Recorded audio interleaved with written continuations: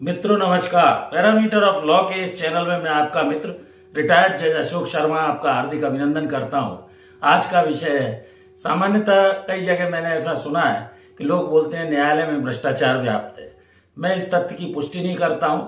इस वीडियो में मैं डिटेल में बताऊंगा कुछ ऐसे कारण हैं जिसके कारण ऐसी आशंका या भ्रम या भ्रामक तथ्य उत्पन्न होते हैं कि न्यायालय में या इस सिस्टम में, जुडिशियल सिस्टम में भ्रष्टाचार है।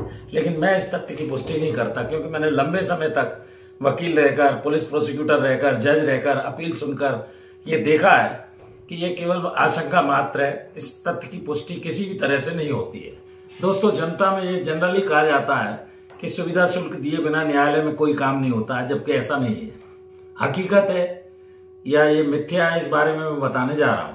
31 अगस्त 2023 को राजस्थान के तत्कालीन मुख्यमंत्री द्वारा भी इस तरह की बात कही गई थी कि मैंने सुना है न्यायालय में भ्रष्टाचार होता है। इंडियन एविडेंस एक्ट में कहा गया है कि हियर से एविडेंस इज नो एविडेंस, अर्थात सुनी सुनाई साक्ष्य ग्राह्य नहीं होती है।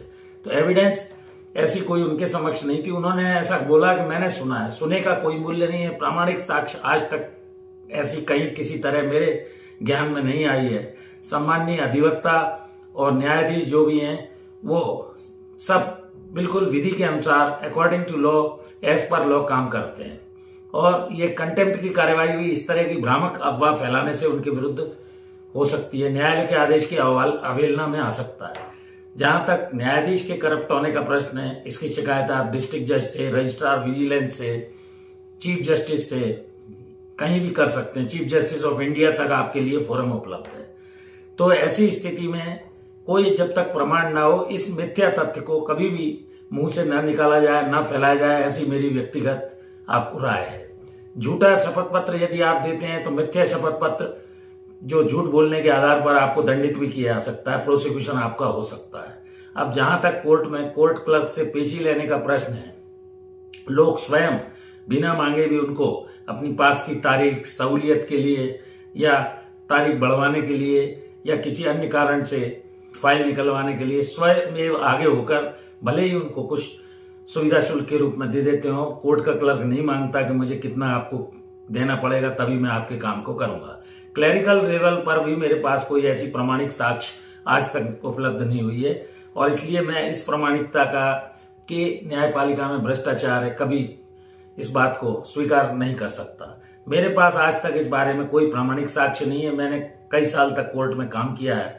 वकील साहब जैसे सर्टिफाइड कॉपी वगैरह लेने जाते हैं, मुंशी जाता है, तो हो सकता है कि वो कुछ, क्योंकि कई उसे चक्कर लगाने पड़ते हैं, उसकी जेब से पेट्रोल भी जलता है, समय भी उसका बर्बाद होता है, दिन भर उसकी रोजी रोटी का यही साधन है।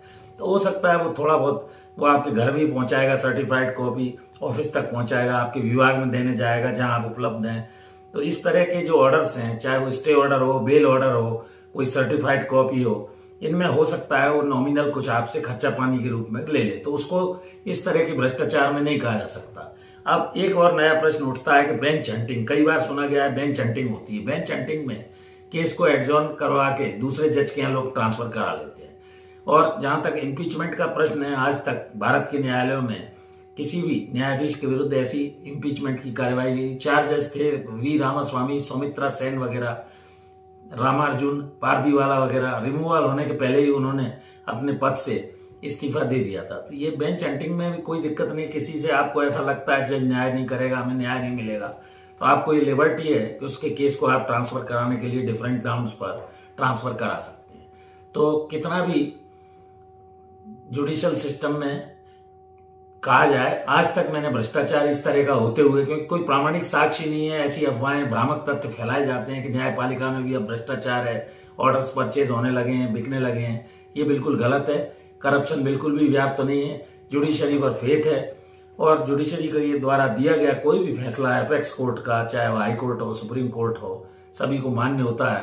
प्रामाणिक साक्ष्य आज तक मेरे समक्ष नहीं देखी और मैंने सुनी भी नहीं है ऐसी। तो सम्माननीय अधिवक्ता जज के विरुद्ध इस तरह की भ्रामक अफवाह को कृपा करके न फैलाएं, यही मेरा आपसे इस वीडियो में अनुरोध है।